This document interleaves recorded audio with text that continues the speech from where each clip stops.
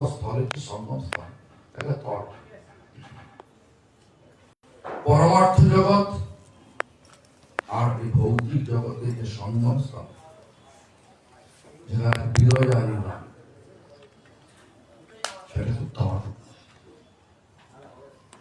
সেখান থেকে জীবের উৎপত্তি।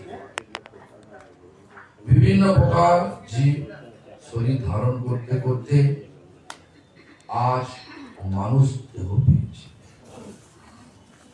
বিভিন্ন প্রকারের শরীর, মানে পদ্মপুরাণের যে ব্যাখ্যা অনুযায়ী জলজ নবলক্ষণী, জলজ পানি হয়ে নরক, মানে মাছ, হাঙর, তুমি, এই সমস্ত পানি হয়ে নরক। স্থাবরা, স্থাবর মানে প্রাণ আছে, কিন্তু এক স্থান ছেড়ে আরো এক স্থানে যেতে পারে। যেমন গাছ যেতে পারে, একটা অসত্য গাছ দেখবেন সারাদিন এক জায়গায় জন্মে জন্মে এক জায়গায়। বট গাছ, অসত্য গাছ, যে কোনো গাছ যেতে পারে। গাছ, পালা, পাহাড়, পর্বত, পাথরের প্রাণ আছে। পাথরের প্রাণের স্বীকার করেন তো? পাথরের জীবন আছে, জানেন তো? পাথর দেখবেন, আমার মনে আছে ছোটবেলায় নারাঙ্গা পাথর, নারাঙ্গা নদী ধরে আমার ঠাকুমা দেখতো যে লেবু দিত, চলতাম, লেবু জল দিত, চলতাম। আর এই কথাটা আমাদের ব্যাসদেব বলেছে। আর এই 5-6 বছর আগে রোমান সায়েন্টিস্ট তিনি প্রমাণ করে দিয়েছেন পাথরের জীবন আছে। পাথরের জীবন আছে বলেই আমরা ছাদ তৈরি করি, পাথরটাকে ভেঙে তৈরি করি, গোটা গোটা বসিয়ে তাহলে ফাটিয়ে যাও। সে গাছপালা, পাহাড়, পর্বত, এই কতবার 20 লক্ষ, কত 9 আর 20 29 লাখ। কৃময়া, কৃমি মানে হচ্ছে ইনসেক্ট, মানে হচ্ছে কৃময়া মানে হচ্ছে পোকামাকড়, রেপটাইলস, রেপটাইলস। তো সেরকম কিরকম ভাবে রুদ্র মানে 11 লক্ষ, তাহলে 9 আর 20 29 আর 11 40, মানে 4 মিলিয়ন। আর দক্ষিণাং 10 লক্ষণ পাখি জন্ম হয়, সকলে হয়ে 10 লক্ষ, তাহলে বলো 30 লক্ষানি পশব, 30 লক্ষ বা পশু জন্ম। আঙুর, এই বাঘ, ভাল্লুক, ঘোড়া, ভেড়া, যত রকমের সব পশু, গরু, ভেড়া, হাতি, সব পশু 30 লক্ষ বার, 80 লক্ষ বার বিভিন্ন জন্ম ঘুরতে ঘুরতে এই 30 লক্ষ বার জন্মে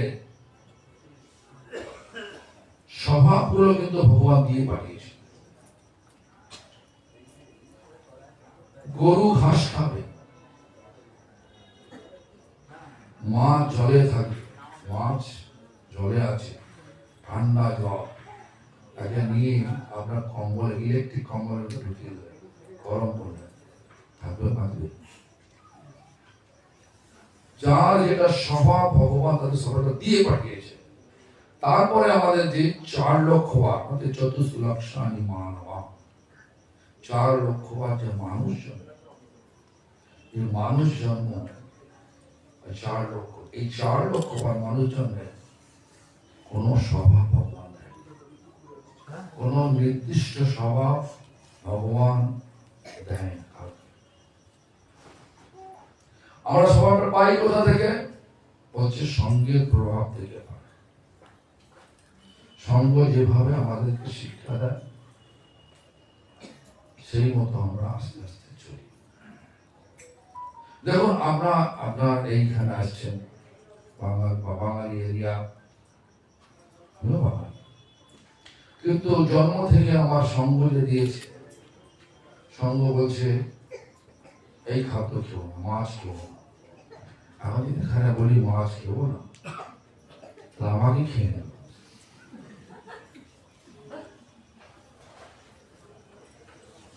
দেখুন আমি এটা বলছি, দেখুন রাজস্থান यूपी লোকেরা বলে ঘর ঘর দেখো নারিয়েল केला, আর ঠাকুর বাড়ি मीन मार के भोग लगाया, অধম বাঙালি। ঘরে ঘরে দেখো ঠাকুর বাড়ি আছে, নারকেল আছে, কলা আছে, সেগুলো যে ভগবানকে ভোগ না লাগিয়ে मीन মানে মাছ মেরে, দেখি আমাদের গ্রামেতে কালীতলাতে কালীপুর থেকে মাছ ধরা হতো, ধরে সেগুলো পোড়ায়, আবার পুড়িয়ে কাঁটা মোড়া ছেড়ে দিয়ে মাছের যে ফ্লেশ মানে মাংস, সেগুলোকে চটকে নুন আর তেল দিয়ে চটকে সেটা ভোগ। লজিক আমার বাড়ি, আমি যে বাড়ি থেকে এসেছি সেখানে সিদ্ধেশ্বরী 400 বছরের পুরানো সিদ্ধেশ্বরী বংশ, অনেক বড়। ওই গ্রামে যেতাম, আমাদের পাড়ায় যেতাম না, আমার কাকা আরো সব ছিল, তারা খুব গ্রামের গণ্যমান্য ব্যক্তি। আমি সেই বংশ থেকে এসেছি, কালী বংশ থেকে এসেছি। তো আমাকে এদের কাকা, যে আমার মাস্টারমশাই ছিল স্কুলে এবং প্রাইভেট মাস্টারমশাই ছিল, মানে ছোট দাদুর ছেলে, বড় ছেলে। যাই হোক, তো সেই জামাটা ছেড়ে তুই এখানে আশ্চর্য হয়ে যায়, তুই একটা স্বার্থ পরিবারের ছেলে হয়ে তুই বৈষ্ণব হয়ে গেলি, তুই কি রে, তুই প্রত্যেকে নিচে হয়ে গেলি। আমি চুপচাপ বসতাম, দাঁড়িয়ে কিছু বলি। মাস্টার মশাই সম্পর্কের কাকা হয় আর বুড়ো হয় লোক, বোঝা বলছে শুনে যাচ্ছি, কি বলছিস কেন? আমাদের বাড়িতে সবটা বাড়ি আসেনি, আমাদের বাড়িতে কেউ নেই, সব ফাঁকা হয়ে গেছে। তো যাই হোক, এখন আমি যদি যেটা বলবো তুমি বিশ্বাস করতে পারো। হ্যাঁ, আর তোমরা কালী ঠাকুরকে আমাদের সিদ্ধেশ্বরী তো হয় যে বলি দাও অবস্থা দিয়ে, আমার ভালো লাগে। কারণ আমি জানি কালী আর বলি শব্দের অর্থ আমি বুঝি, আর কালী আমার মনে হয় না যে কালী সন্তুষ্ট। তো যাই হোক, কথাবার্তা বলো, সে কি 400 বছরের প্রথা আমাদের বংশে কালীবাড়ি, তারা ভুল করেছে। কাকা শাশুড়ি এসছে, শাশুড়িকে দেখছে বৌমা নতুন বাড়িতে এসছে, যে ধামা চাপা থেকে বিড়াল দেখে দিয়েছে। বৌমা যখন ছেলে হয়েছে, ছেলে যখন বিয়ে হতে যাচ্ছে, সেও তখন ফর্দে দিচ্ছে একটা ধামা, একটা জানে না কেন রেখেছে ধামাটা। মানে বিড়ালটা বাড়ির বিড়াল ছিল, কাজের সময় বিড়ালটা চারদিকে মুখ দেবে, এই জন্য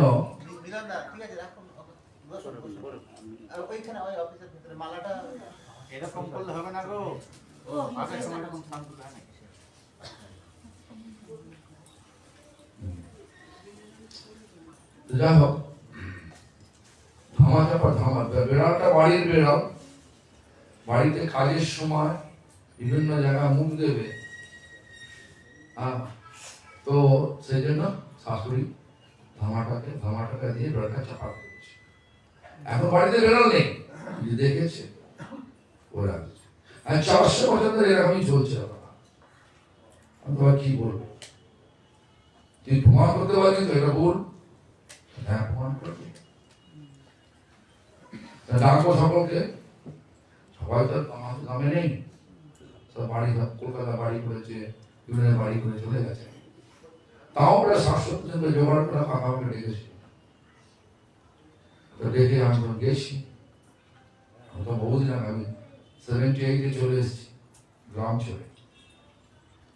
হ্যাঁ, তা অনেকেই তো বলছে আমি তো কাকিমা হই, অমুক হই তমুক হই, তো যা সব শুনছি দেখছি। তা বললাম, একদিন বাচ্চা ছেলে বসে আছে, একটা মানে আমার কাকিমা, আমার কাকিমা যে বললো আমার তো কাকিমা হয়। আমি তো কাকিমা, তোমাকে যদি তোমার ছোট ছেলেকে একটা থাপ্পড় লাগাই দেবো, তুমি কি বলবে? আমার রাগ হবে, আর যদি গলাটা কেটে দিয়ে কি বলবে? তখন ছাড়বো না, ছাড়বো না। আচ্ছা, তুমি ঠাকুমা নিজের মা হলে কি করতো? আরো রাগ করতো। কালীকে তোমরা কি বলো? জগৎ মাতা বলো কিনা? হ্যাঁ, জগৎ মাতা। জগৎ মাতা মানে কি? জগতের সমস্ত জীবের সে মা। তো মা হয়ে সন্তানকে নিয়ে যদি বলিয়ে দেওয়া যায়, আমি সন্তুষ্ট হবে? আমি সন্তান রক্ত খায় না, কেউ খায় না। তো এটা প্রথাটা চলে আসছে ওই ধামাচাপা বিড়ালের মতো চলে আসছে, যুক্তি নেই। আসলে ভুলি মনে হচ্ছে আত্মসমর্পণ, কমপ্লিট ডেডিকেশন, সম্পূর্ণরূপে আত্মাকে সমর্পণ করে দেওয়াটা হচ্ছে ভুল। এবং প্রত্যেকটা জিনিসের একটা স্তর রয়েছে। আমি কৃপা পেতে গেলে প্রথমে আমাদের স্বীকার করতে হবে অনুশাসন, তারপরে অনুশাসন স্বীকার করে সেটা হচ্ছে শরণাগত হয়ে যাবে। অবশ্য অনুগ্রহ, আশীর্বাদ পেলে, আশীর্বাদ পেলে হয় অনুভব, উপলব্ধি, স্তরগুলো আমাদের পার করতে হয়। হঠাৎ ভগবানের গেলাম, হাত তুলে প্রণাম করে দিয়ে কৃপা হয়ে যাবে, কখনো অসম্ভব। যে কোনো লোকেরা যান না, যে কোনো একটা অফিসিয়াল কোনো একটা কাজ করাতে গেলে এখন হয় সহজ হয়। এখন তো বেশিরভাগ অফিসার যায়, অফিসে যায় মাইনে নেওয়ার, কাজ করে ঘুষ পেলে শিষ্টকারীরাই লোকে আছে। অনুশাসন, অনুশাসন যদি না স্বীকার করা যায় কখনো হয়। তো আমাদের যে বিচারধারা দিয়েছে জীবে দয়া, প্রত্যেকটা জীবকে দয়া করতে হবে। আমাদের ধর্মে এটাই হচ্ছে মেন, জীবে দয়া, নামে রুচি, ঈশ্বরে প্রেম, স্বজনে মৈত্রী। এগুলো যদি না নিয়ে চলি, স্বজন মানে নিজের লোকের কাছে শত্রুতা না রেখে মৃত্যুটা করতে, স্বজনে মৈত্রী, ঈশ্বরে প্রেম, ভগবানের সঙ্গে প্রেম করতে হবে, জীবকে দয়া করতে হবে, নামের রুচি নিয়ে জীবন ধারণ করতে হবে। তো যাই হোক, ঘটনার আলোচনা তোমার চক্র চলছে, সকলে বলে উঠে আমাদের যা তোদের চলছে তো কি করবে ভাইপো, তুমি কি করবে? দেখো যা চলছে ভুল চলছে, পরিমণ্ডলের পর আমি স্বীকার করবো এই সিদ্ধেশ্বর মন্দির প্রতি বছর আসবো। তোমার এক কাকা আমাকে আমি মায়ের কাছে মানত করেছি জোড়া পাঠা বলি দেবো, সেটা কি হবে? আর যদি না দিই, বংশের কোনো ক্ষতি হয়, ক্ষতিটা কে রাখবে? কে নেবে? যদি মানুষ মরে যায় কে রক্ষা করবে? যাই হোক, আমি তো বললাম রক্ষাকর্তা ভগবান, তো ভগবানের তরফ আমি দায়িত্ব নিচ্ছি রক্ষা। কি করবো ওটা?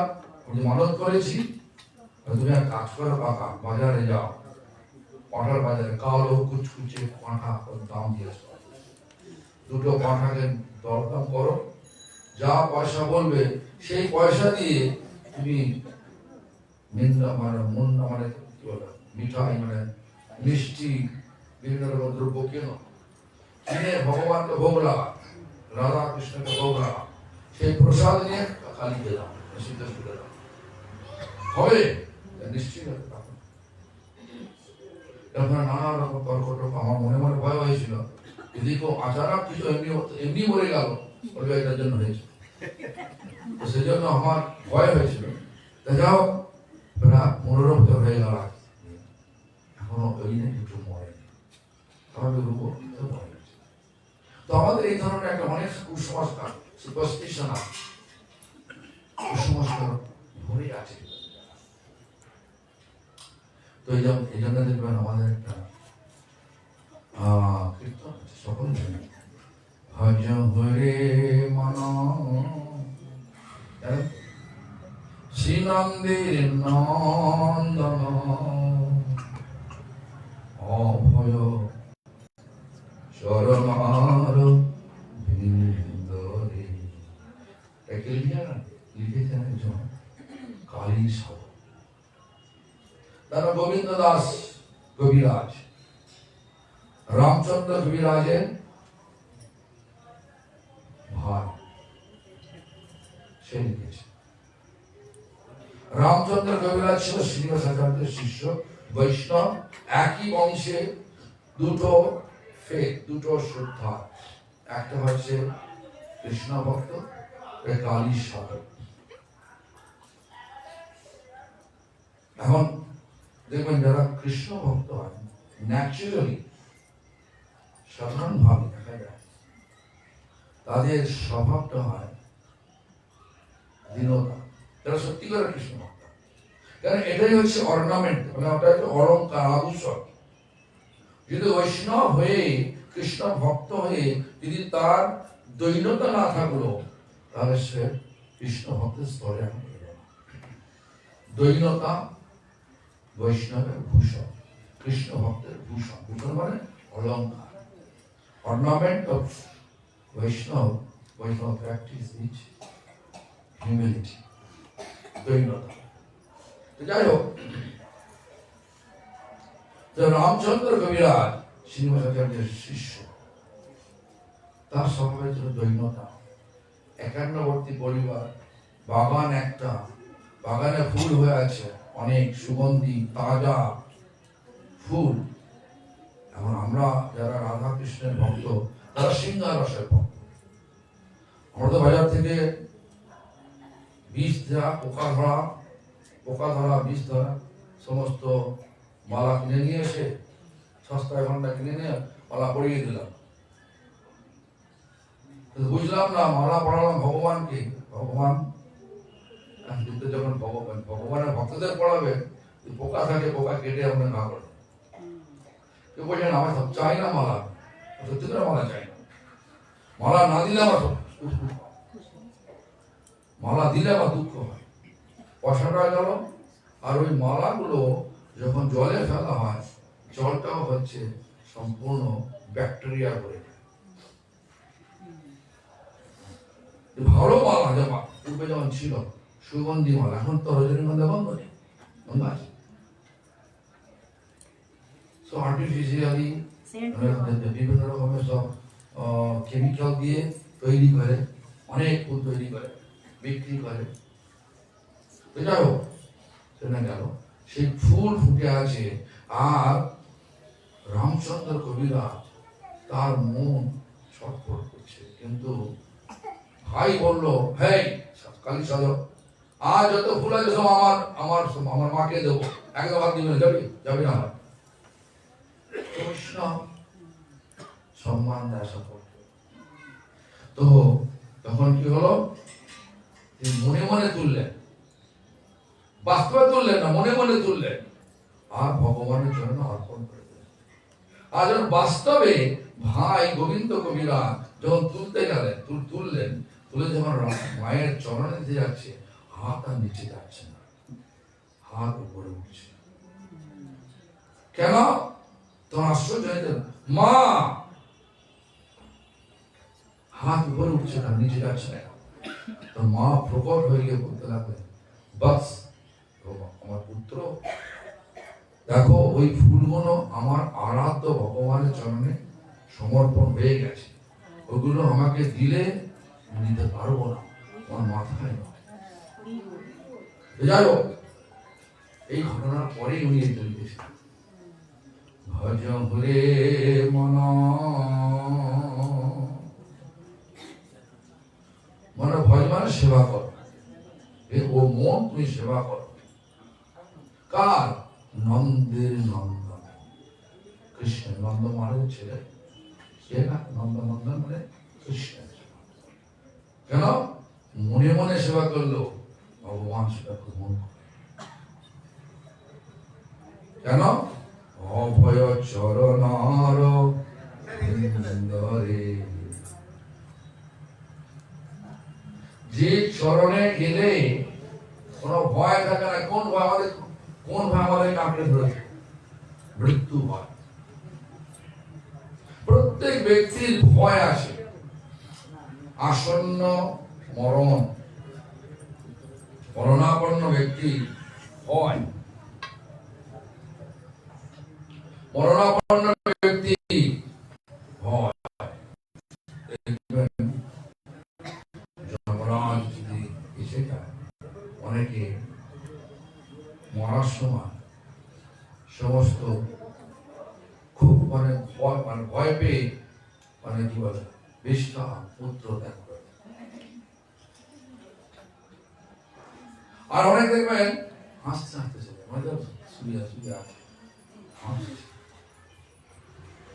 লক্ষণ না। তো যাই হোক, শ্রদ্ধা পাচ্ছি না। ভজ হরে মন শ্রীনন্দের নন্দন অভয় চরণ। অভয় মানে যেন ভয় নেই। কেন ভয় নেই? একটা গল্প, আমার গল্প একটা বাস্তব কথা ভাগবতের ব্যাখ্যাতে আছে, ভাগবতের মাহাত্ম্যের ব্যাখ্যাতে আছে। কি না, ধুন্ধুকারী নাম শুনতে, ধুন্ধুকারী নাম শুনতে, ধুন্ধুকারী। তার ধুন্ধুকারী অনেক ঘটনা যাচ্ছে না, সংক্ষেপে বলছি। ধুন্ধুকারী এত পাপী, মানে অত্যাচারী পাপী। বাবা আত্মদেব চলে গেল বাড়ি ছেড়ে, ভাই গোকর্ণ বাড়ি ছেড়ে চলে গেল তার অত্যাচার। মাকে সে মেরে ফেলল। কেন?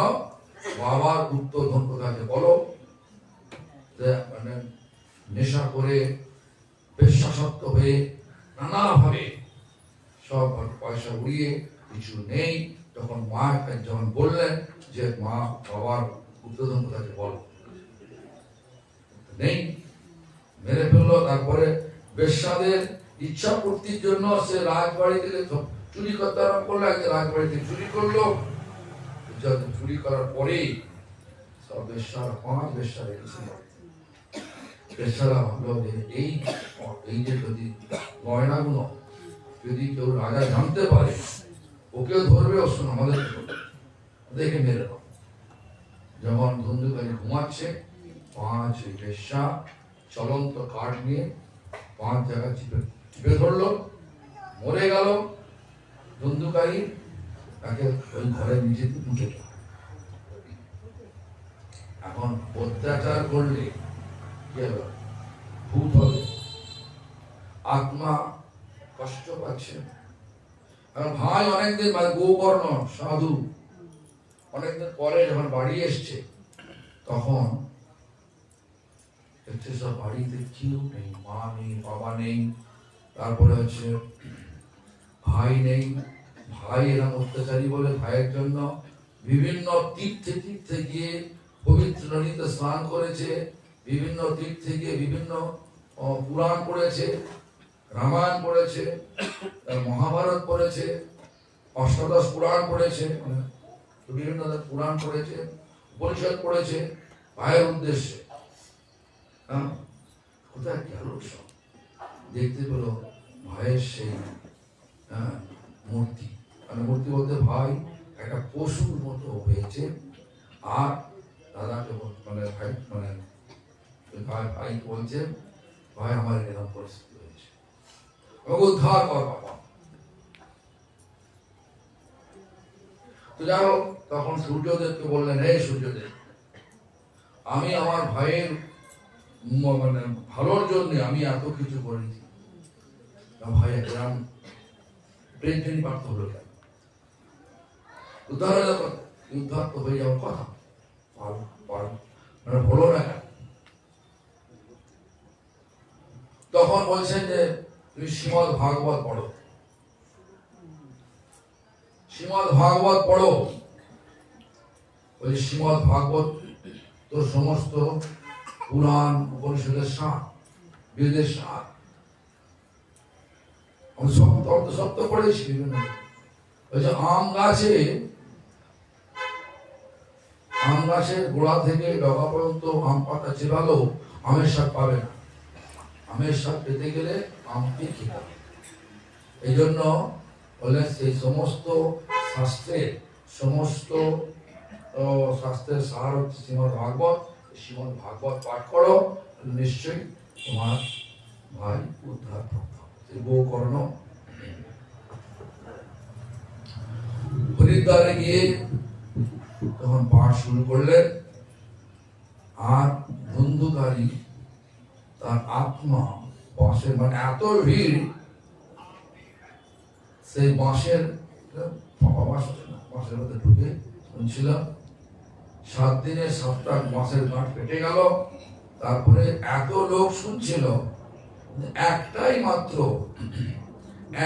মাত্র পুষ্পরথ নেমে এসে সেই মানে ধুন্ধুকারীকে নিয়ে চলে গেল। যখন নাম বিগ্রহ স্বরূপ 3 এক রূপ, 3 ভেদ নাই, 3 চিদানন্দ। নাম আর হরিনাম, তারা হরিনাম করে তাদের বড় মৃত্যু হয় কম। বিগ্রহ, যারা বিগ্রহকে সত্যি করে ভগবানের সাক্ষাৎ রূপ জানে, আর স্বরূপ মানে বিভিন্ন স্বরূপ, অংশ স্বরূপ, মৎস্য, কুর্ম, বরাহ, নৃসিংহ সব আছে।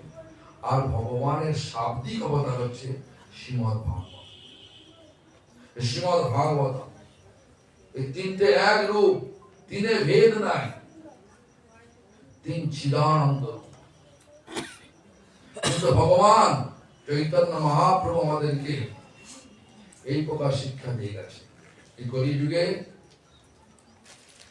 শুধু হরিনাম, হরের নাম হরের নাম হরের নামই কেবলম, কলৌ নাস্তিব নাস্তিব নাস্তিব। এই নাম করলে কি হয়? নাম করলে ফল কি? প্রথম ফল হচ্ছে আমাদের সংস্কৃত ভাষায় যাচ্ছি না, বাংলা করে বলছি। বলছেন কি?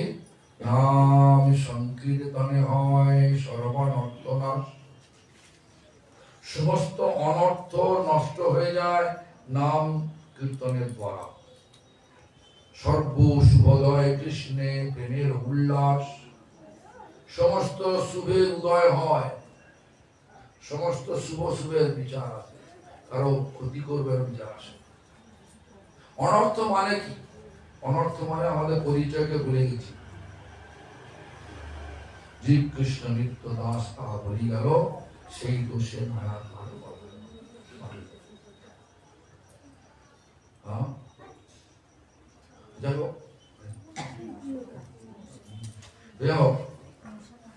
তো দেখুন, নাম সংকীর্তনে হয় সর্বানর্থ, সমস্ত অনর্থ। অনর্থ সাধারণত 4 প্রকার। 4 প্রকারের মূলত অনর্থ। একটা হচ্ছে স্বরূপ ও ব্রহ্মা স্বরূপ। আমরা জানি অমুকের বউ, আমি মেয়ে ছেলে, আমি অমুকের স্বামী, বেটা ছেলে, আমি অমুক উকিল, ডাক্তার, মুক্তার, পরিচয় শরীরে বসে দিতে পারি। কিন্তু আমাদের আসল পরিচয় আমরা সকলে ভগবানের নিত্য দাস। একদিনের দাস নয়, 1 সপ্তাহ দাস নয়, 1 মাসের দাস নয়, 1 জন্মের দাস নয়, জন্মের দাস আমরা সবাই। এই জন্য আমাদের জন্মাবার সঙ্গে সঙ্গে ভগবান আমাদেরকে স্বভাব দেয়। অন্যান্য জীবকে স্বভাব দিয়ে পাঠিয়েছে, কিন্তু মানুষ রূপী জীবকে ভগবান স্বভাব দেয় না, কোনো স্বভাব দেয় না। দেখবেন বিভিন্ন কন্টিনেন্ট মানে বিভিন্ন মহাদেশে যাবেন, মানুষের গঠনগত মানে ফিজিওলজিক্যালি মানুষের গঠন সব একই, শারীরিক গঠন সব একই, কিন্তু বিচার আলাদা, কালচার আলাদা আলাদা, ভাষা আলাদা আলাদা, খাদ্যাভ্যাস আলাদা আলাদা। আফ্রিকা আমি রিসেন্টলি 2 মাস আগে গিয়েছিলাম, আমি গিয়েছিলাম ডিসেম্বরে 1 মাস আগে আফ্রিকায় গিয়েছিলাম। সেখানে আমি তো প্রতি বছর যাই, এবছর যাই। আমি মানে আজকে প্রায় 10-15 বছর আগে জোহানেসবার্গের পাশে একটা সোয়েতা নামে একটা ছোট্ট আফ্রিকানদের জোন আছে, আফ্রিকান ব্ল্যাক। তো সেখানে আমি ওখানকার জোহানেসবার্গে যে হাইকোর্টে ক্রিমিনাল জাজ সে আমাদের ভক্ত হয়েছেন। মহারাজ জি, I have a desire to distribute some food to the Africans. সেটা তো হোয়াইট, যাই হোক সে মানে হোয়াইট কালার, তো যাই হোক, তো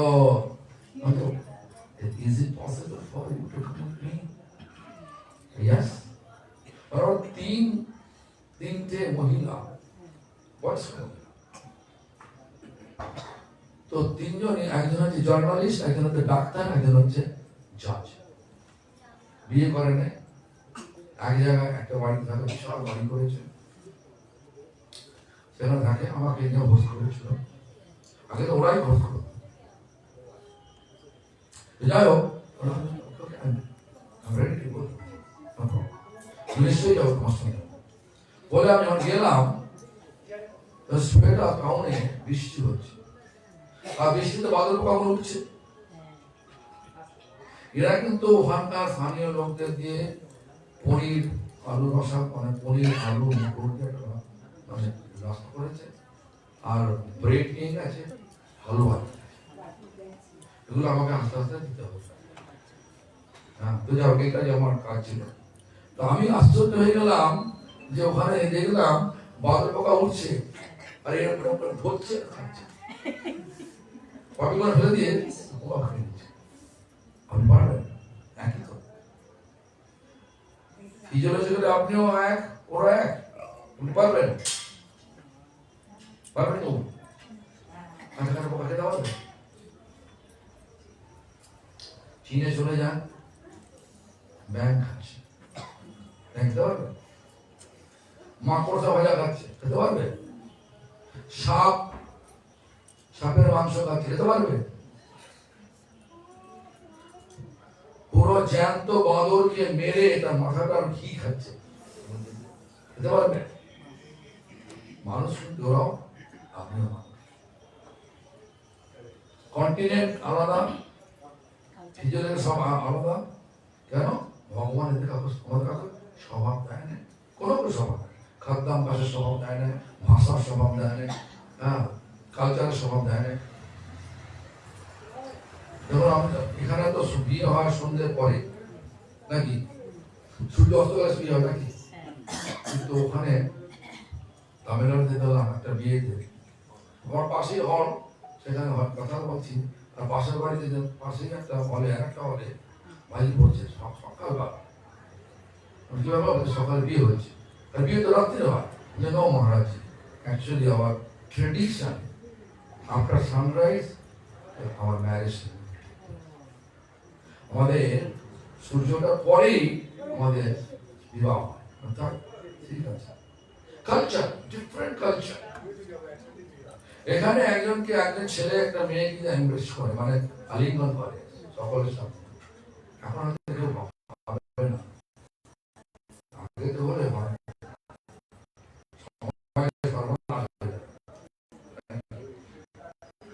কিন্তু স্বাভাবিক। আমাদের এখানে লোকেরাই আলিঙ্গন, এখানকার মেয়েরাই আলিঙ্গন, এখানে তো পারি না, জানি না, যাই হোক দেখি তো, যাই হোক এই ধরনের। যেরকম সঙ্গ সেরকম স্বভাব। সঙ্গের প্রভাবের দ্বারা প্রভাবিত হয়ে আমাদের স্বভাব। এখানে যেমন আমি বললাম তো, জন্ম থেকে আমরা দেখে আসছি আমার দাদু দিদিমা মা বাবা কিছু খেতেন না, আমরা খাই না, চা খেতেন না, খাই না, সব জানি না। এখন লোক বলে পাগল নাকি, বলে পাগল নাকি, চা খেতে হয় একটু না। তো যাই হোক, তো এই স্বভাব দেয়, স্বভাবটা গড়তে হবে। কোন স্বভাব? আমাদের স্বভাবটা গড়তে হবে যাতে ভগবানকে ভুলে না যায়, আমাদের অনর্থ যেন না এসে যায়, অনর্থ যেন কেটে যায়। আমাদের স্বভাব এখন কি আমরা কেউ কারো আসল পরিচয় পাই না, সব নকল পরিচয় নিয়ে আমরা সব ঘুরে বেড়াচ্ছি। গুরুন্ন শাশ্বত সজন সত্য, সেই গুরু গুরু নয়। গুরুন্ন শাশ্বত সজন শাশ্বত পিতান্ন শাশ্বত জননী শাশ্বত দৈবং শাশ্বত পতি শাশ্বত নোমচর্য সমপ্রেত মৃত্যুম। সেই গুরু গুরু নয় যদি আমার আসন্ন মৃত্যুরূপ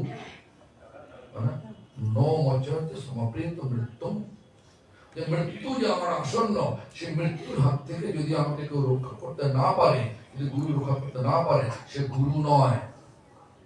স্বজন মানে আত্মীয়, আত্মীয় যদি সেই আমাদের আসন্ন মরণ থেকে রক্ষা করতে না পারে, সেও আমাদের আত্মীয় নয়। পিতা, পিতারা সব ক্ষেত্রে একে বলে, জননীয় ক্ষেত্রে একই বলে, দেবী দেবতা বলেন একই ক্ষেত্রে বলে, দেবী দৈবং শাশ্বত। আর পতি, পতির ক্ষেত্রে একই কথা বলে। তাহলে পতি ছেড়ে দেবো না? দেখুন, আমি এক উদাহরণ দিয়ে দিচ্ছি, ভালো করে বুঝবেন। বলি মহারাজ তার গুরু শুক্রকে ছেড়ে দিয়েছে। কেন?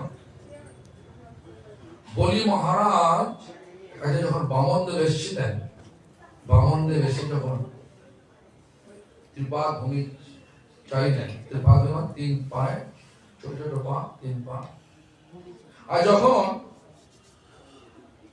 ত্রিপাদ ভূমি চাইল, আর যখন সেই কথাবার্তা চলছে, সুখদেব ধ্যানে ধ্যানে নিল এই বটুক ব্রাহ্মণ, মানে বামন, এই শুধু ব্রাহ্মণ নয়, এ বিষ্ণু।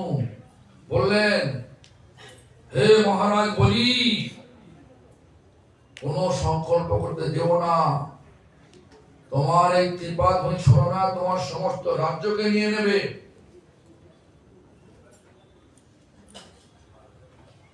যেই মতো শুনলেন বিষ্ণু, সাক্ষাৎ বিষ্ণু, যে বিষ্ণু সমগ্র জগতের যিনি মালিক, সেই বিষ্ণু আমাদের হাত ফেলাচ্ছে, হাত মানে চাইতে এসছে, ওটাকে না করবো। গুরুদেব, যে অ্যাকচুয়ালি বাস্তব কথা, ভগবানের সাথে গুরু বাধা, গুরুকে ত্যাগ করতে পারে। তো বলি মহারাজ গুরুকে ত্যাগ করে দিলেন না, আমরা কথা শুনবো না। স্বজন বিভীষণ দাদা রাবণকে অনেক করে বললেন, বোঝালেন যে দাদা, রাম স্বয়ং ভগবান, এ বিষ্ণু, তুমি এর সঙ্গে পাঙ্গা নিতে যেও না, মানে যুদ্ধ করতে যেও না, তোমার ক্ষতি হবে, তুমি সীতাকে ফেরত দিয়ে দাও, ফিরিয়ে দাও। শুনলো? শুনছে। তখন কি করলেন? ভগবান রামের বিরুদ্ধে গেছেন ভাই, ভাই কি করলেন? ছিলেন বিভীষণ ত্যাগ করলেন। তোমার আত্মীয় দরকার নেই, যে আত্মীয় আগে ভগবান চলে, ভগবানকে মানে না। তারপরে পিতাগ্ন শাশ্বত প্রহ্লাদ মহারাজ তিনি কি বললেন? হে অসুর শ্রেষ্ঠ, হিরণ্যকশিপু তার পিতা সবসময় বিষ্ণু বিদ্বেষ করেন। হে অসুর শ্রেষ্ঠ, পিতাকে পিতা বলতেন না, বলছে অসুর বর্জ্য, বর্জ্য মানে শ্রেষ্ঠ। যাই হোক, তারপরে আমি সংক্ষেপে সব হয়ে যাচ্ছি। তারপরে জননী রামের ভাই ভরত কৈকেয়ীকে ত্যাগ করলেন। কেন? ভগবান রামকে তুমি বনে পাঠিয়েছ, ভগবানের নির্দেশই পাঠিয়েছ। ভগবানের ইচ্ছা ছিল এখানে যাবে। কৈকেয়ী মা খুব ভালোবাসতেন রামকে। রামকে বললেন, রাম কৈকেয়ীকে বললেন, মা তুমি ভালোবাসো তো? হ্যাঁ ভালোবাসি। আমার জন্য বিষ দিলে বিষ খেতে পারবে? হ্যাঁ বিষ খেতে পারবে। তাহলে এক কাজ করো, তোমাকে বাবা এক সময় বলে দুটো বর দেব। আমার সমাজের মন ধরা করেছে না, ডাক্তারি তুলসীদাস রামায়ণ এটা বলছে। দুটো বর চেয়ে দিতে চেয়েছিল। এখন একটা বর চেয়ে না, আমাকে 14 বছরের বনবাস পাঠিয়ে দাও।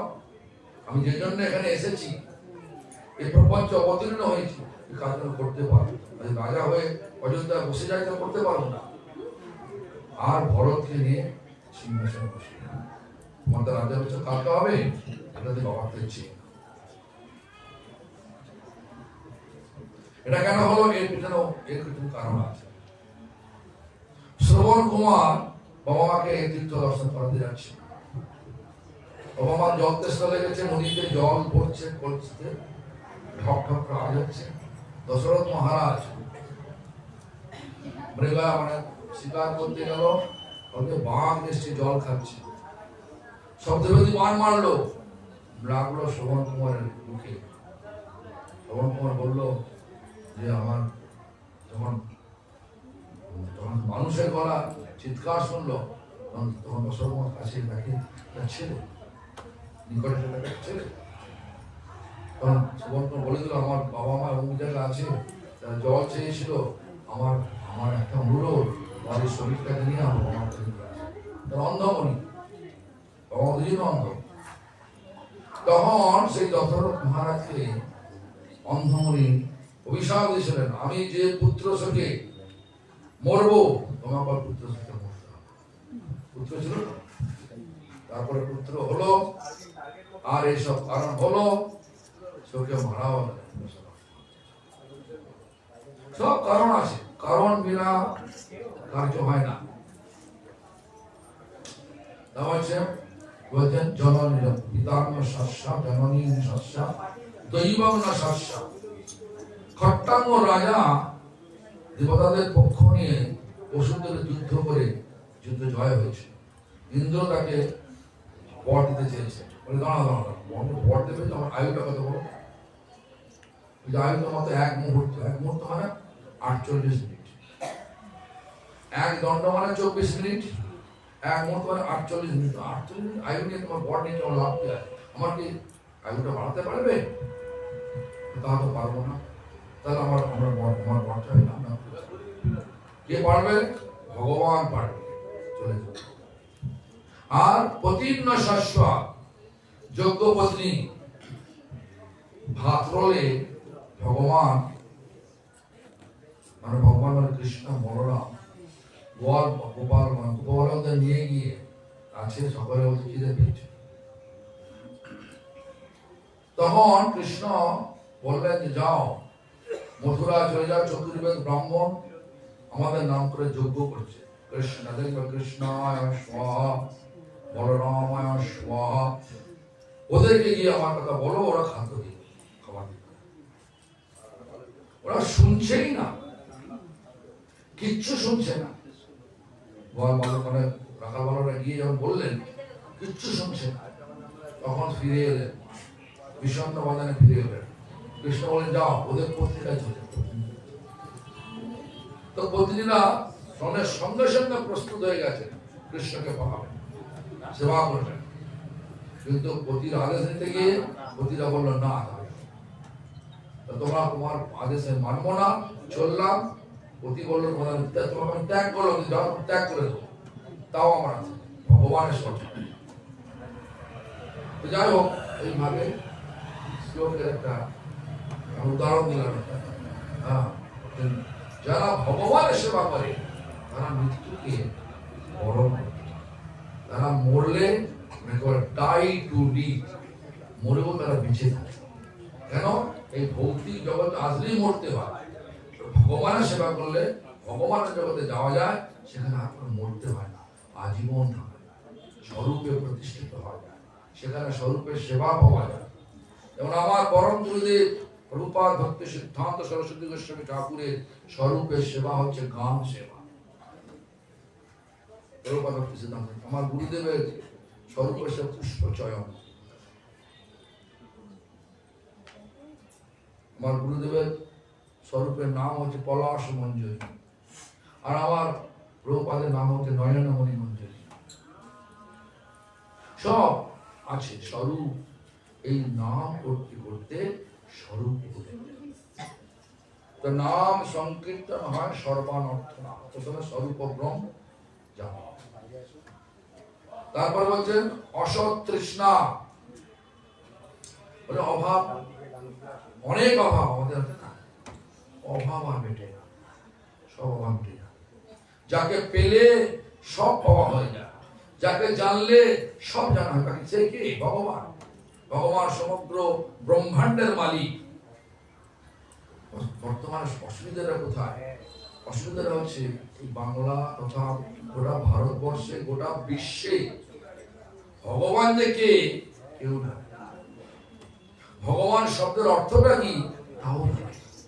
ভগবানের ঐশ্বর্য, কিন্তু আমাদের বাংলা সব কীর্তনিয়া দলেরা এই ভগ শব্দটাকে একটা কদর দেওয়া, সেটা খুব নোংরাজনক কথা এবং সিদ্ধান্ত বিরোধ কথা। আর ওইসব কথাগুলো আমরা পয়সা দিয়ে শুনতে চাই, নিয়ে আসে পয়সা, এমনি করে না, আমার মতো তো বোকা নয়, আসবো কথা বলে চলে যাবে, এসব তো নয়।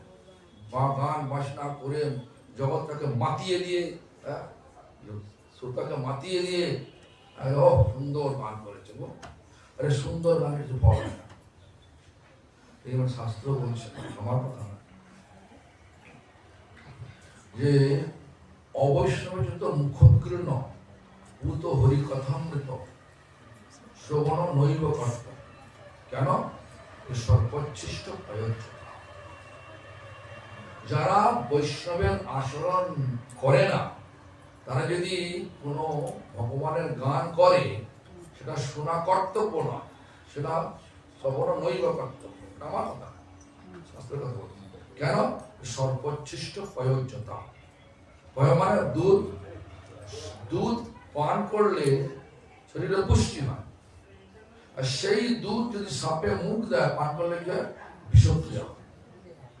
তেমনি করে যারা বৈষ্ণবের আচরণে পুষ্ট নয়, কিন্তু গান করে লোককে মাতিয়ে দেয়, তাদের কথাগুলো শুনলে কি হয়?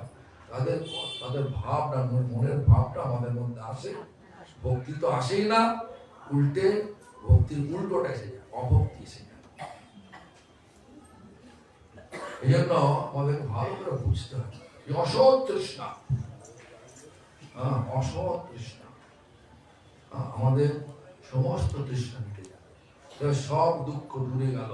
উপদপদ ভগবানের পাদপদ পেলে সমস্ত দুঃখ চলে যায়, সমস্ত অভাব চলে যায়, অসৎ তৃষ্ণা চলে যায়।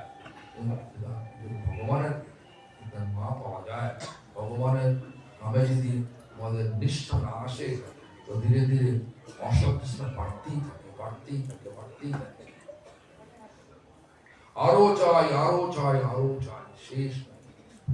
ইকোনমিক্সে দেখবেন হচ্ছে ডিমান্ড আর সাপ্লাই, মানে চাহিদা আর যোগান, চাহিদা অসীম, শেষ নাই।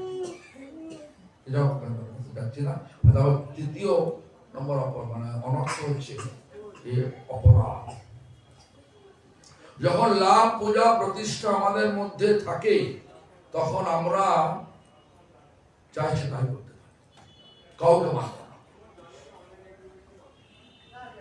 কাউকে মানব না, অপরাধ হয় হবে। একজন দেখবেন একই বাড়িতে দুই ভাই দুই পার্টি করে, অনেক তো মানুষ আছে, ও পার্টি করে বলে ওখানে, মানে আমার আমার প্রতিষ্ঠায় বাধা দিচ্ছিস, শেষ করে। বৈষ্ণব জগতে লাভ পূজা প্রতিষ্ঠা আছে। আমাকে গুরু হতে হবে, ও থাকলে গুরু হবে না, মেনে নিচ্ছে। কোন ভয়, কোন অপরাধের ভয় নেই। অপরাধ মানে কি? যে কার্য আমাদেরকে রাধা আনুগত্যে কৃষ্ণ সেবা থেকে বাদ দিয়ে দেয়, সরিয়ে দেয়, সেই কার্যকে বলা অপরাধ। রাধা আরাধনা অপগত অপরাধ। তাহলে হৃদয় দুর্বল, দেখবেন অনেক কিছু আছে আমাদেরকে মানতে হয়। যেমন বৈষ্ণব ধর্ম নিয়ে ঝগড়া করতে না, কারো মনে দুঃখ দিতে না। আমাদের আচার্য বলছেন, প্রাণী মাত্র মনোবাক্যে উদ্বেগ না নেবে। কাউকে এমন কোনো কথা বলবে না তার মনে মনে উদ্বেগ হয়। মানুষ মাত্রই ভুল করে, কিন্তু ভাষাগুলো আমাদের এমন ভাবে বলতে হবে যেন তার অনুভব করতে পারলো কি না পারলো সেটা আমার কর্ম নিয়ে হবে। কিন্তু আমাদের বাক্যটা খুব মিষ্টি করে বলতে না, বলবো মিষ্টি করে, রুড়ো করে বলতে পারবো। এগুলো জানি, কিন্তু তারপরে করে দেবো। যেমন দেখবেন অনেকে মন্ত্র নিয়েছে, চা খেতে চাই না, চা খেয়েছে, ছাড়তে পারছে না। বলে হৃদয় অনেক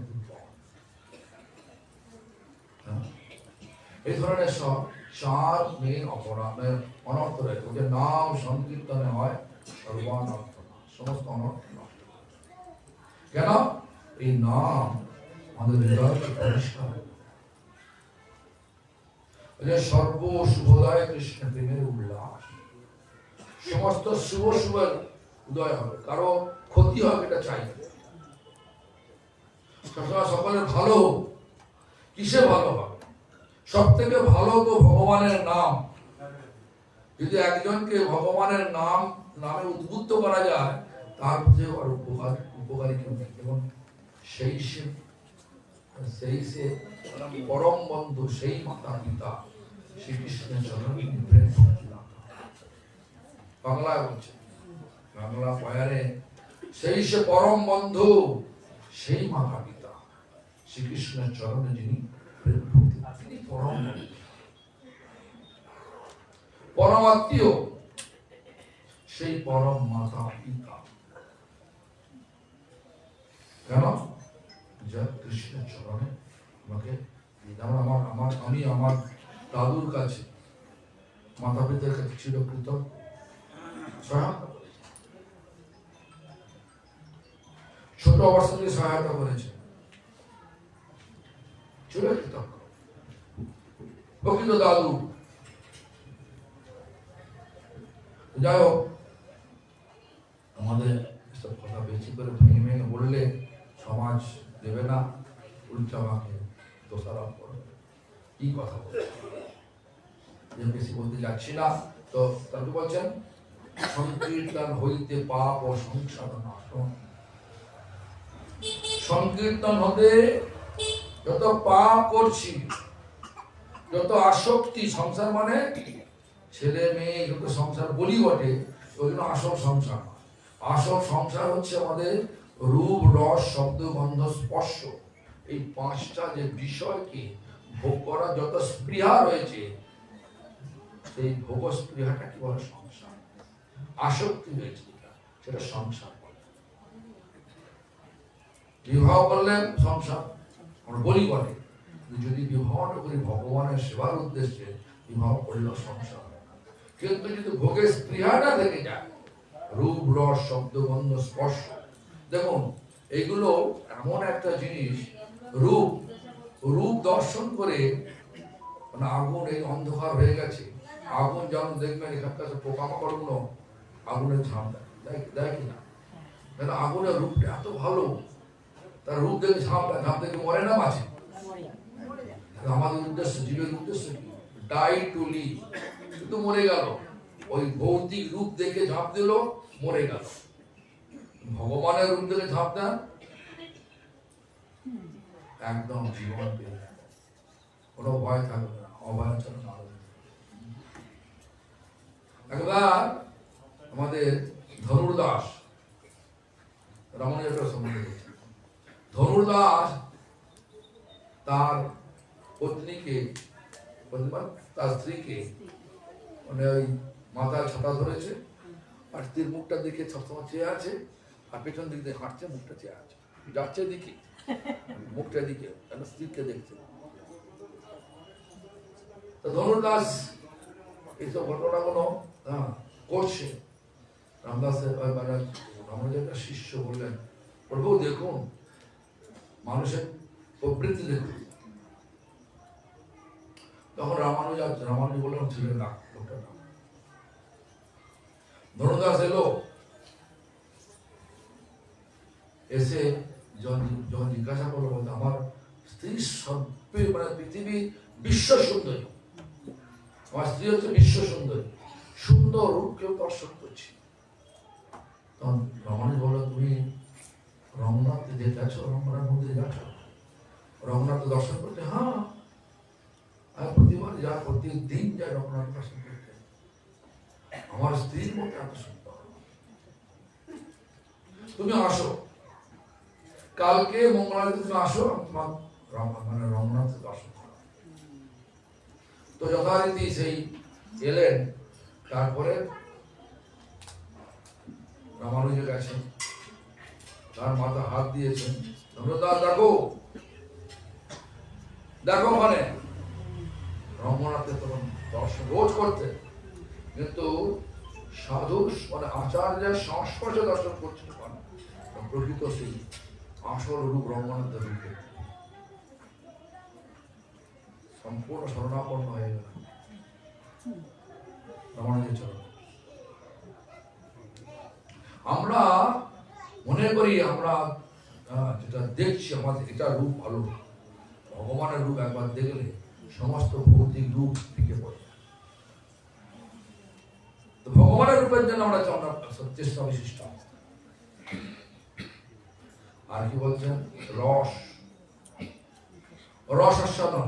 দেখবেন মৌমাছি মধু খাচ্ছে, প্রত্যেকটা ফুলে ফুলে মধু যাচ্ছে, আর পদ্ম ফুলে বসে আর উঠতে চায় না, কেন? এত স্বাদিষ্ট, উঠতে চায়। তো পদ্ম ফুল যখন সূর্য ডুবে যায়, কি করে? ফুলে থাকে না, বুঝে যায় আস্তে আস্তে, মৌমাছি থাকবে না, মরবে। ওই জীবের স্বাদ নিতে গিয়ে মরে গেল। আমাদের এত ভগবানের প্রসাদ রয়েছে, সেই স্বাদ নেব না, আর সেই রেস্টুরেন্টে গিয়ে কোথায় মোমো খাবো, জানি না কি নাম আছে, পিঠা আমার তো খেতে ভালো লাগে না, আমি নিজে করতে পারি, আমি সব করতে পারি, কিন্তু আমার ভালো লাগে। ভগবান প্রসাদ সিঙ্গারা দিতে হয়, কিন্তু সব ভালো লাগে। যাও, তো আমরা যা কিছু খাবো, যদি ভগবানের প্রসাদ দিয়ে জীবনটা ধারণ করি, তাহলে কি হয়? মহাপ্রসাদে গোবিন্দে নাম ব্রহ্মণি বৈষ্ণবে স্বল্প পূর্ণ মতাং রাজ বিশ্বাস জায়তে। বিশ্বাস করা যায়, স্বল্প মানে অতি অল্প পূর্ণ, পূর্ণ মানে পাইটি, যে পাইটি করলে আমরা, বা যে পাইটি মানে পূর্ণ হলে স্বর্গে লাভ করি। স্বর্গে গেলে কি হয়? আবার ফিরে আসে, কিনে পূর্ণ মাত্র লোক বিশক্তি। পূর্ণ যখন ক্ষয় হয়ে যায়, তখন অবসর আমার খাওয়ার থাকতে হবে। এই জন্য আমরা তো স্বর্গে যেতে চাই, নাহি মাগি স্বর্গ আর মোক্ষ নাহি মাগি, না করি প্রার্থনা কোন বিভূতির। স্বর্গ মানে যারা কর্ম করে, যারা কর্মী, তারা সব লাভ পূজা প্রতিষ্ঠা করে। আর যারা জ্ঞানী তারা মুক্তি পেতে চায়, মোক্ষ। আমরা মোক্ষ চাই। আমরা কি চাই? আমাদের পরিচয় হচ্ছে আমরা সবাই ভগবানের নিত্য সেবা। আর বিভূতি যোগী হয়ে বিভূতি সেটাও চাই না, আমরা চাই ভগবানের সেবা। এটা তোমার আসল পরিচয়। এই পরিচয় পরিচিত হতে হবে। যাই হোক, রস, রূপ, রস, শব্দ, শব্দ শুনবো কোনটা? যদি আমি একটা আমার ভাঙা গলা গান করি, কেউ আসবে। আর এখানে যদি অন্য কোনো একটা ব্যক্তি ভালো গায়ক, তার গান শোনার জন্য পয়সা দিয়ে এই দেয়াল ভেঙে ফেলবে। আমার গুরুদেব যদি কীর্তন করে, মানে হরিনাম করে, হরে কৃষ্ণ হরে কৃষ্ণ, ভালো লাগে। আরে শুদ্ধ ভক্তের মুখ থেকে নির্গত শব্দ, ভগবানের নাম যদি আসে, সেই নাম দিয়ে আমাদের হৃদয়কে কর্ষণ করে, হৃদয়ের সমস্ত কলমশকে কাটিয়ে দেয়। আর যদি যে লোকটা নিজেই দোষযুক্ত হয়েছে, তার শব্দ আমার ভেতরে গেলে দোষ কাটবে না, তা দোষ বাড়বে। আমি একসময় বেশ কয়েক বছর ধরে বোম্বেতে একটা পার্কে, বোম্বে একটা শিব মন্দিরের পাশে একটা পার্ক রয়েছে, পার্কেতে স্টেজ বেঁধে আমরা সভা করতাম। আর যে অর্গানাইজার, সে সব বোম্বের আর্টিস্টদের নিয়ে এসছে, আর সে গান করলো, মহামন্ত্র করলো, তার টিম পুরো একদম টিম নিয়ে সুন্দর শব্দ বাঁচিয়ে দিলেন। তারপরে আমাকে সে আলিঙ্গন করছিলেন, তখন তার বিশেষ বক্তা আলিঙ্গন করতে এসছে, দেখি না পুরো মদে প্রচুর হয়ে আছে। তারপরে আমাকে যখন অর্গানাইজার দিতে হচ্ছে, মহারাজ কেসে লাগা, আচ্ছা মানে কিরকম লাগলো, ভালো লাগলো তো? Should I speak with you truth or just like you? I know I have to speak truth. I will listen. Outwardly it is good, but there is no benefit at all. কোনো সুবিধা হলো না, লাভ হলো না, কেন? এসব কেন? ওই লোকটা পুরো মদ দিয়ে এসছো, পয়সা দিয়ে নিয়ে এসছো, আমি তো এক পয়সা দিতাম, স্টেজে উঠতে দিতাম না। এটা একটা ধর্মের সভা। মানুষকে ধর্ম সম্পর্কে অবগত করাতে হবে। যে কথা বলবে তার শুদ্ধতা থাকবে, তবে সেই শব্দগুলো লোকের কানে গিয়ে ভেতরে ঢুকে মানুষকে শুদ্ধ করে। আর যে লোকটা মদ খেয়ে চুর হয়ে আছে, আর সেই যদি কথাগুলো বলে, তো আমরা এক করো না, সর্বোচ্ছিষ্ট পয়োজ্যথা। শব্দগুলো ভালো, গানগুলো ভালো করছে, কিন্তু শব্দের যে ঝংকারটা, দুধটা ভালো, দুধের মধ্যে যদি বিষ মিশিয়ে দেয়, দুধটা ভালো হবে না খারাপ হবে? ভালো করে ভাবতে হবে কার কথা শুনবো। শব্দ আর গন্ধ, ফ্রেগরেন্স, স্মেল, কোন গন্ধ নেবো? ভগবানের চরণের, ভগবানের চরণের ফুলের। আর না হলে যদি আমি সাধারণ গাছ থেকে পেড়ে সুন্দর বসছি, কি হবে? যে না শান্তে কষিল কি এবং ইক্ষুদণ্ড ভাবি কাঠ ও চুষিলি কেমনে পাইবি মিঠো। মানে আখ আখ ভেবে কাঠকে চষেন, মিষ্টি হবে কি? পাওয়া যাবে কি? আর পলাশ বলিয়া বলে সৌরভের আছে পলাশ শুকিয়ে না সাথে বসিল কীট। সুন্দর গন্ধ শুকে দিয়েছে, শুকতে গিয়ে আর পলাশ ফুল যখন শুকতেন, নাকের ভেতর ঢুকে যাবে। এই জন্য ভগবানের চরণ দিন, ভগবানের চরণ। এগুলো বলে কি, এগুলো আছে তো, বিষয়টা সকলের মধ্যে আছে, বিষয়টা ট্রান্সফার করতে হবে, ট্রান্সফর্ম করতে হবে। কিসে? না ভক্তিতে। আর কি বলছেন? আর বলছেন স্পর্শ, টাচ। কার স্পর্শ, কাকে টাচ করব? আমরা যদি মনে করি এনজয় করবো, আমরা কি করি? পুরুষ মহিলাকে স্পর্শ করে, মহিলা স্পর্শ করে। কিন্তু আমাদের বিচার থাকবে আমরা ভগবানের পাদ স্পর্শ। ভগবানের পাদ স্পর্শ করতে গেলে কি করতে হবে? অপরাধ শূন্য হরিনাম করতে হবে, তবেই বিষয় যাবে।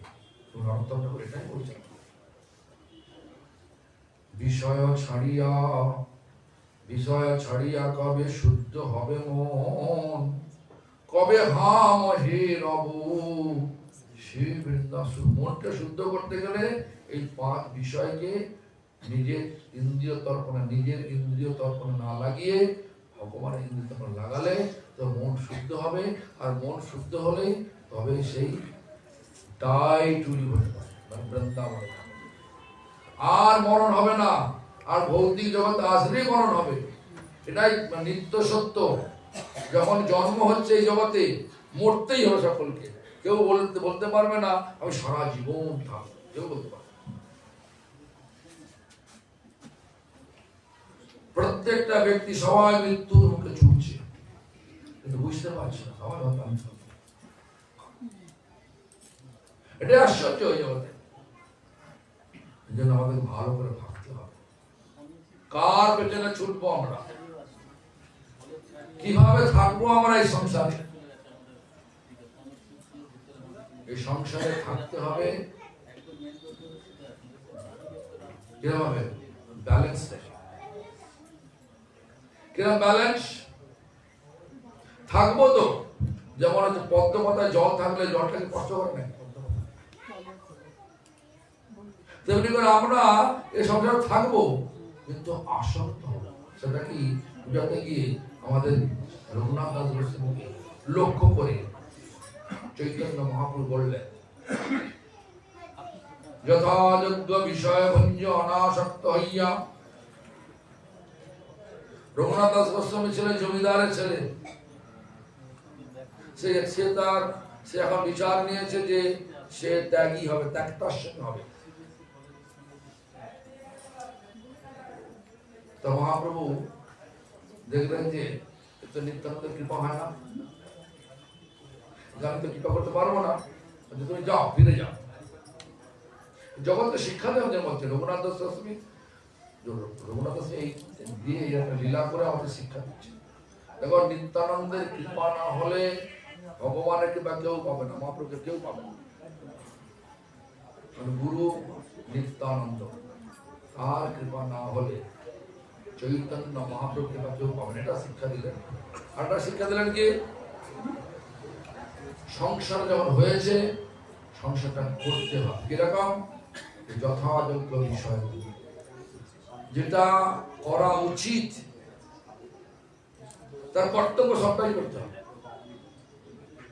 স্ত্রীর প্রতি কর্তব্য, স্বামীর প্রতি কর্তব্য, সন্তানদের প্রতি কর্তব্য, মাতা পিতার প্রতি কর্তব্য, প্রতিবেশীর প্রতি কর্তব্য, সবটাই করতে হবে, কিন্তু অনাসক্ত, আসক্তি ছিল। আমার কথা না, এটা মহাপ্রভুর নিজের মুখের কথা। রঘুনাথ দাস বলছেন যে যথাযোগ্য বিষয় অনাসক্ত হইয়া অন্তরে নিষ্ঠা করো, বাহ্য লোক ব্যবহার অচিরাৎ কৃষ্ণ তোমায় করিবে।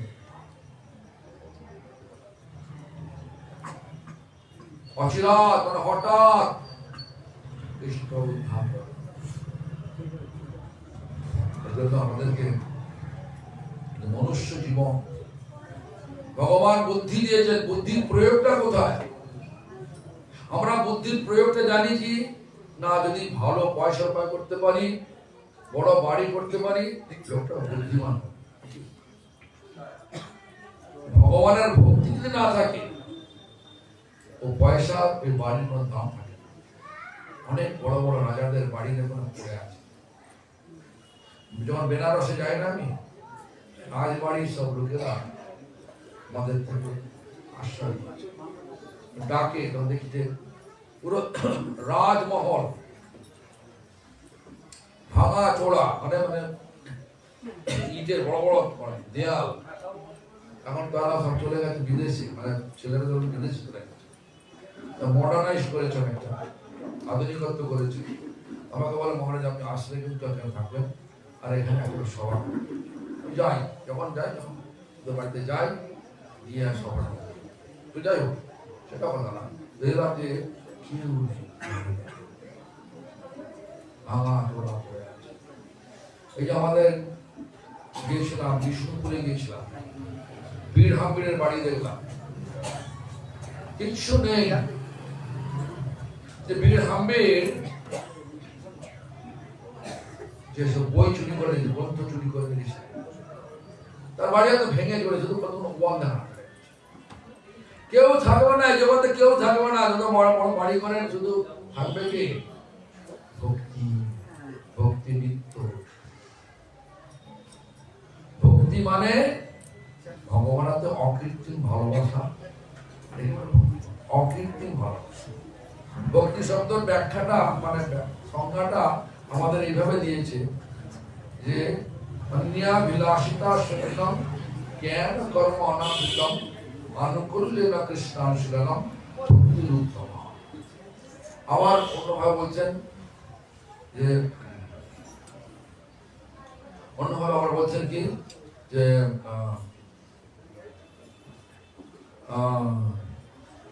সর্ববাধি নির্মুক্তম তৎপরত্বেন নির্মূলম ঋষিকে ঋষিকেশ্বরয়া ভক্তিরুচ্যতে। এভাবে ব্যাখ্যা দিলেন। এটা অর্থটা হচ্ছে অন্য অভিলাষ থাকবে, অভিলাষ থাকবে, কিন্তু নিজ ইন্দ্রিয় অভিলাষ একদম থাকবে না। অন্য অভিলাষ, কোন অভিলাষ থাকবে? ভগবানের সেবা, ভগবানের সুখ অভিলাষ, ইচ্ছা থাকবে। আর জ্ঞান কর্ম, জ্ঞান কর্ম অনাবৃতম। দেখুন একটা, যেমন ভগবত গীতার, ভগবত গীতাটাকে তিনটে পার্টে ভাগ, 18টা অধ্যায়, 6 তিনটে পার্ট। প্রথম 6 অধ্যায় হচ্ছে কর্মযোগ, লাস্টে 6 অধ্যায় হচ্ছে জ্ঞানযোগ, মাঝখানে ভক্তিযোগ। জ্ঞান আর কর্ম ভক্তিকে আবৃত করে রেখেছে, ঢেকে রেখেছে। অনাবৃতম, যারা কর্ম করে, তারা কর্মী, তারা কি চায়? লাভ, পূজা, প্রতিষ্ঠা। ফেলে দাও, কোথায় ছেড়ে দাও শোনো। আর কি বলছে? যারা জ্ঞানী, যারা জ্ঞানী তারা কি হয়? তারা কি চায়? মুক্তি চায়। কি মুক্তি? সারূপ্য, সাযুজ্য, সালক্য, সামুপ্য, সামীপ্য আর শাস্তি। পাঁচ মুক্তি ওরা চায়। কেন? স্বরূপ, ভগবানের সমান রূপ নিয়ে আমরা ভগবান সেজে ভগবান সাজুজ্য, ভগবান সাথে মার্চ হয়ে যাবে, মানে মিলে মিশে যাবে, গিয়ে ভগবান সেজে। এসব এসব এসব আর কি আমাদের স্বরূপের পরিচয় নয়। জ্ঞান কর্ম অনাবৃতম, সর্বস্ব নিবেদন কোথায়? যেখানে তুমি আমরা শরণাগত হয়েছি। কোথায়?